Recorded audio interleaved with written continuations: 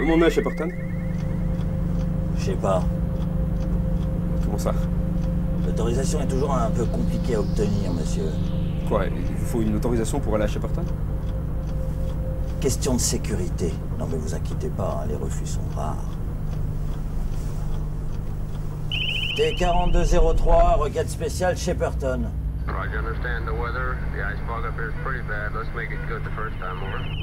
Je pensais pas que prendre un taxi pouvait être aussi compliqué. Pour accéder à la capitale de la galaxie, monsieur, tout est compliqué.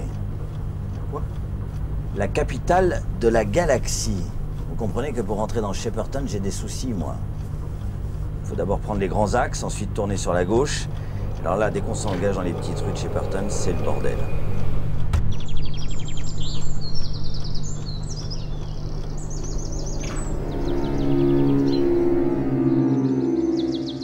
My name is James Graham Ballard, and I'm a science fiction writer. I was born in Shanghai, China in 1930. I've lived in Shepperton for 20 years. I have written 9 novels and 9 short story collections. The Unlimited Dream Company is set in Shepperton, where I live, and it's about a young pilot who steals a light aircraft and crashes into the Thames, and who, in a sense, dies, is drowned in his aircraft, but frees himself by an enormous effort of the imagination, and through his imagination transforms Shepperton into a kind of Edenic paradise full of exotic plants and animals. In many ways I feel that, without realizing it at the time, that I was writing a piece of my own autobiography, that it's about the writer's imagination, in particular my own imagination, transforming the humdrum reality that he occupies and turning it into an unlimited dream company.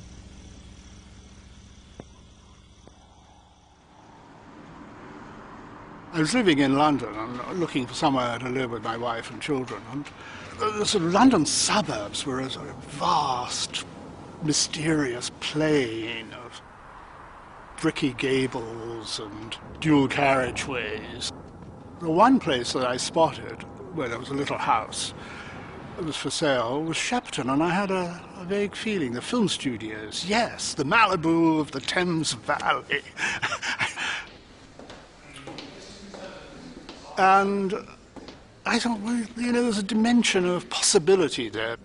If you'd come here 5 years ago, you would have found 3 children whom I brought up by myself after my wife died 20 years ago. And this was their nursery where they watched television and had all their toys. Now I'm alone here. The children have grown up. So in a way, this is my nursery. There's even an exercise bicycle, which, sadly to say, it has the lowest mileage of any exercise bicycle in London. This is where I come in the evenings, but where my real existence as a writer is in this room here. This is where my imagination dwells.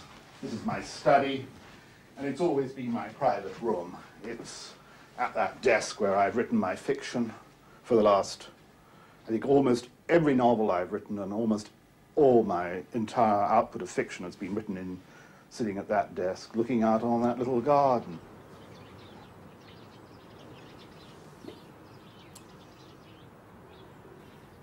In many ways, I feel like a sort of secret agent who assumes a modest disguise, pretends to be a bank clerk living in a suburb.